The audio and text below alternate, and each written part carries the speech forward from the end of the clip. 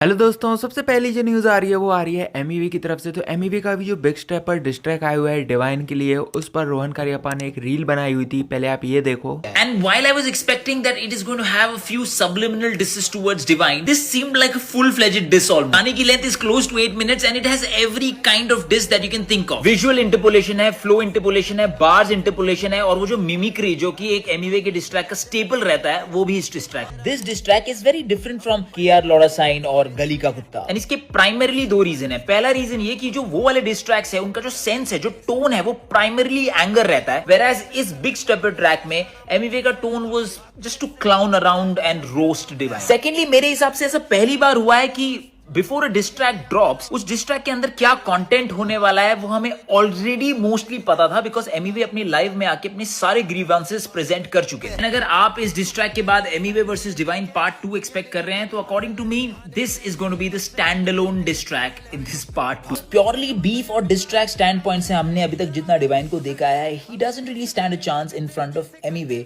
And अगर वो इस डिस्क में उतरते हैं, he clearly be an underdog. No puns intended.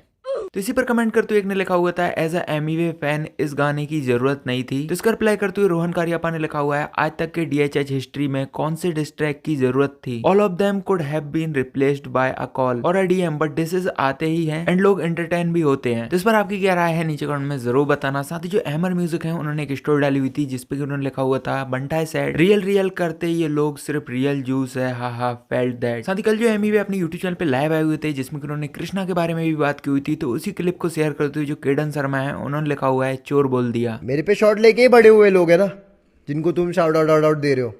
कहाँ थे भाई? हाँ, कहाँ थे? अरे बहुत पहले मेरे को मिलाया था, ये बोला कि भाई देखो मिलो, ये वहाँ कोलैब करने आया था। वो भी वो जो दूसरे की जिसको शाउट आउट दे रहा हूँ, आपको शाउट आउट दिया बोल रहा हूँ, वो खुद कोलैब कर रहा है। क्या अरे भाई कोलैब करते इतना डगमगा के कोलैब हुए ला भाई, उसके बाद उसको तो शर्म तो सपने में भी आती रहेगी, मेरे को जितना मालूम है। बेशरम चोर है भाई, वो तो बेशरम चोर।